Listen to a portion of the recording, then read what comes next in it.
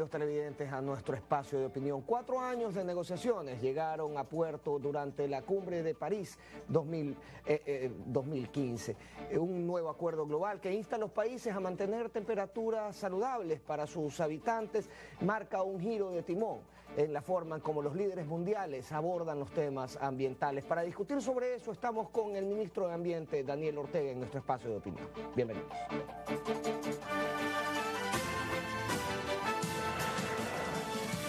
Daniel Ortega, ministro de Ambiente.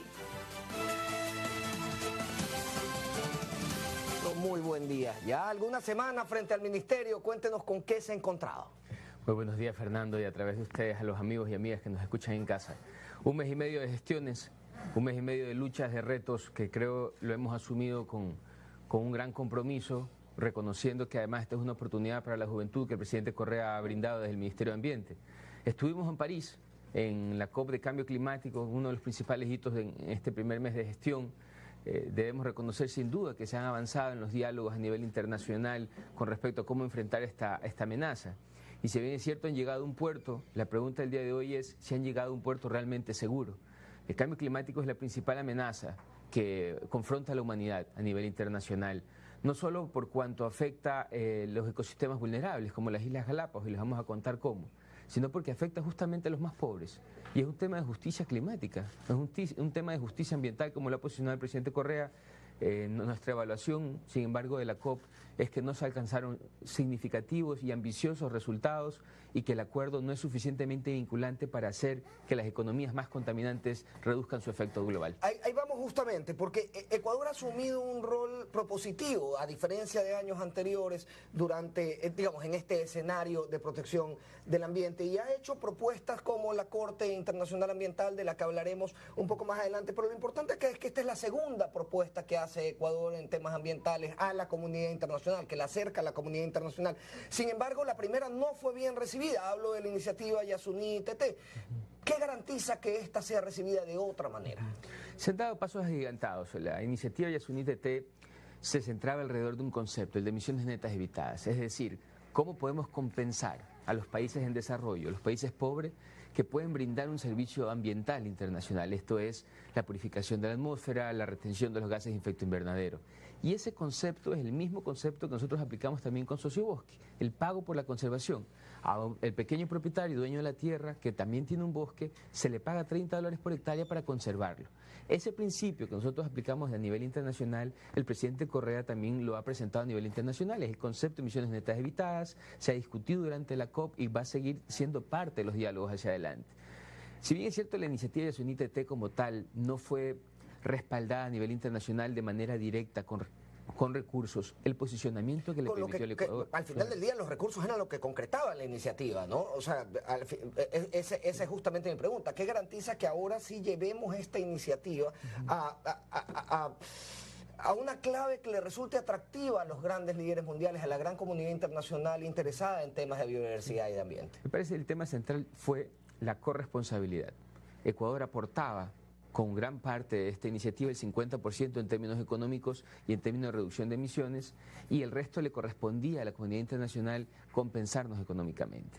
Y al día de hoy hemos avanzado en esa visión a nivel nacional. Nosotros estamos protegiendo 1,5 millones de hectáreas con el programa Sociobosque, hemos reforestado más de 100.000 hectáreas, y eso hace que además Francia nos invite a la conferencia para poder ayudarlos a negociar un resultado ambicioso en términos de deforestación. ¿Cómo reducir la deforestación?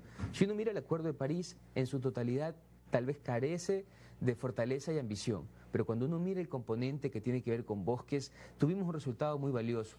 Nos permitió hacerlo por la legitimidad de nuestra política pública, sin duda alguna, pero también reconociendo porque los bosques pueden aportar el 20% de la reducción total de las emisiones globales y hacerlo de manera acelerada, beneficiando a los países más pobres. Entonces yo rescato desde una perspectiva de justicia ambiental cómo el concepto de compensar los países que brindan servicios ambientales ha avanzado. Este concepto de compensarnos por evitar las emisiones en primer lugar se ha ido consolidando y nos queda un camino por delante, pero hemos dado ya claros ejemplos que se puede hacer, porque siempre nos decían es un poco distante, es un poco ajeno, no vamos a poder hacerlo.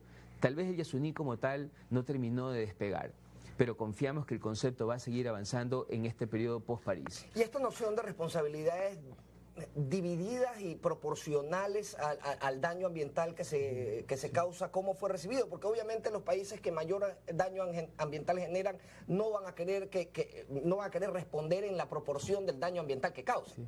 Y pasa por justicia ambiental, ¿no? Pasa porque cada quien es responsable de lo que históricamente ha contaminado. Y el cambio climático podemos entenderlo como una deuda ecológica, como lo posiciona el Papa Francisco, que condiciona nuestro presente e hipoteca nuestro futuro. Es decir, condiciona nuestras formas de cómo podemos erradicar pobreza, pero también proteger el medio ambiente. Hablamos de las Galápagos. El fenómeno del Niño del 80 resultó en Galápagos. Galápagos tiene condiciones muy frágiles, porque la temperatura de las aguas marinas a su alrededor puede afectar su biodiversidad única en el mundo. Solo el fenómeno del Niño de 1980 eliminó 90% de las especies de iguanas y afectó al 75% de la población de pingüinos de Galápagos. Recordemos que el pingüino de Galápagos es el único pingüino de aguas tropicales. Esa vulnerabilidad este año que nos confronta con un fenómeno del Niño, con un continuado acrecentamiento de las temperaturas por encima de 1 grado, nos pone realmente en peligro a la principal joya de la humanidad. Entonces, siempre tenemos en la mente el oso polar que está sobre un témpano de hielo que se está derritiendo. El cambio climático nos está afectando el día de hoy. ¿No nos hace falta un poco eso?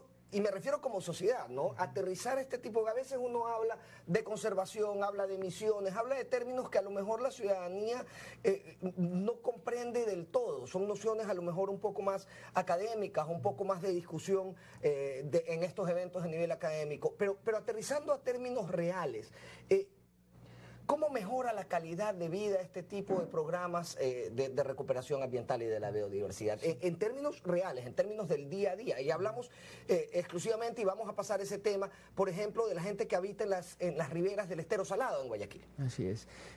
Es importante tener ese entendimiento del cambio climático y cómo nos afecta en el día a día.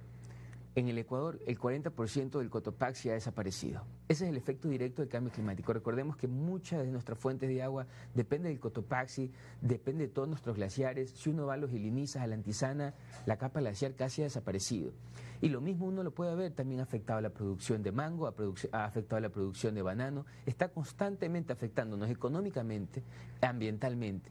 Pero como usted mencionaba, Fernando, afecta realmente también a los más pobres y vulnerables de nuestras poblaciones. A las poblaciones costeras, porque las hace más vulnerables ante cambios de la marea, pero inclusive a las poblaciones estuarinas, como en el caso del Estero Salado, que por una parte confronta una deuda ecológica de la administración local, que no ha podido satisfacer una demanda que inclusive nos presentaron después de la Marcha Blanca, y era que Guayaquil tendría alcantarillado en un 100% del 2016. Estamos en el 2016 y estamos muy lejos de tener ese alcantarillado. Yo le invito a la ciudadanía a que se acerque al Estero Salado en un día de baja marea, con los lodos casi expuestos y con la descarga constante de las mismas canaletas de aguas lluvias que deberían transportar realmente aguas lluvias, pero están transportando descargas de las residencias y del área industrial. En términos reales, seguimos echando porquería al Estero Salado en Guayaquil. Constantemente al Estero Salado y al río Guayas. Eso nos invita a pensar por qué. ¿Y por qué sucede en las áreas de mayor vulnerabilidad social? ¿Por qué sucede en las áreas más pobres? Es lo mismo que nos planteamos como gobierno cuando hablábamos de las áreas verdes en Guayaquil.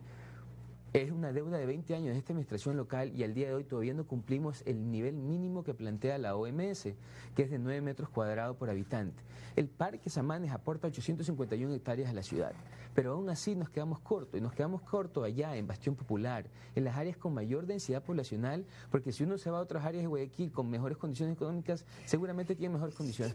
¿Y cómo se va, y me refiero concretamente al metraje de área verde por habitante, y cómo se va estableciendo un proceso de supervisión y si cabe de fiscalización de los acuerdos a los que se llegan con los gobiernos autónomos? Claro. Bueno, nosotros como Ministerio de Ambiente tenemos un acompañamiento a los municipios, particularmente y a los demás gobiernos autónomos centralizados, prefecturas y demás. Antes de irnos a París tuvimos la Convención de Ciudades sobre el Cambio Climático, donde ha habido un pacto muy fuerte de los alcaldes para poder confrontarlo. Lastimosamente el municipio de Guayaquil estuvo ausente de este espacio. Y realmente no es una agenda encontrar en la administración local. Lo que nosotros decimos particularmente es que ya basta. Basta de no consultarle a la ciudadanía para cortarle sus árboles en sus barrios, en sus comunidades. Ya basta de seguir descargando en el estero salado, cuando todos podemos hacer más. Yo realmente invito a la administración local, invito a la ciudadanía a tomarnos estos espacios, reclamar realmente por una agenda local que sea coherente con una agenda de justicia ambiental internacional. Bien, ministro, muchísimas gracias. Se nos ha terminado el tiempo, lamentable, porque este tema da para muchísimo más. Esperamos tenerlo en una siguiente ocasión.